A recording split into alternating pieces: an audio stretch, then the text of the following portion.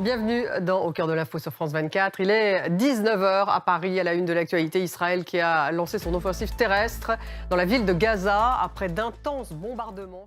Dans 10 minutes, le débat est consacré à l'offensive israélienne dans la ville de Gaza. Quels sont les objectifs de Benyamin Netanyahou et de son gouvernement? Quelles conséquences sur la ville de Gaza? Quelles sont les réactions? Quelles conséquences diplomatiques aussi, quelques jours avant l'Assemblée générale des Nations unies à New York? Ce sera dans une dizaine de minutes.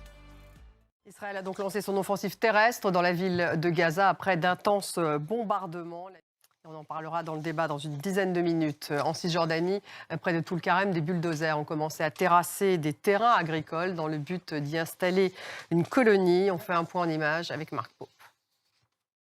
Et la mort de Robert Redford à l'âge de 89 ans, une véritable légende d'Hollywood qui nous quitte, acteur, réalisateur, producteur et puis créateur du festival du film indépendant de Sundance. Dans l'actualité internationale, Donald Trump qui annonce qu'une troisième embarcation vénézuélienne a été éliminée par les États-Unis. Et le Royaume-Uni qui déploie son faste royal pour recevoir Donald Trump, qui arrive ce soir aux alentours de 22 h, heure de Paris, me dit-on. Un important dispositif de sécurité est prévu. Des manifestations sont attendues dans la capitale du Royaume-Uni. Loïc Chalavon et Caroline Baume. Pour terminer, au Portugal, c'est une attaque assez rare qui a été filmée par des plaisanciers. Un groupe d'orques qui a attaqué 2 voiliers. L'un a coulé en quelques minutes. Les 8 personnes qui se trouvaient à bord ont pu être secourues. Ça s'est passé au large de Lisbonne.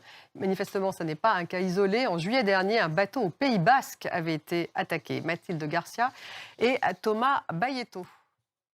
Merci d'avoir suivi. Restez avec nous tout de suite. Le débat est consacré à la guerre à Gaza, alors que l'offensive terrestre israélienne dans la ville de Gaza a démarré aujourd'hui après des bombardements la nuit dernière. Quels sont les objectifs de Benyamin Netanyahou? Quelles conséquences sur la ville de Gaza? Quelles sont les réactions? Quelles conséquences aussi diplomatiques? C'est tout de suite.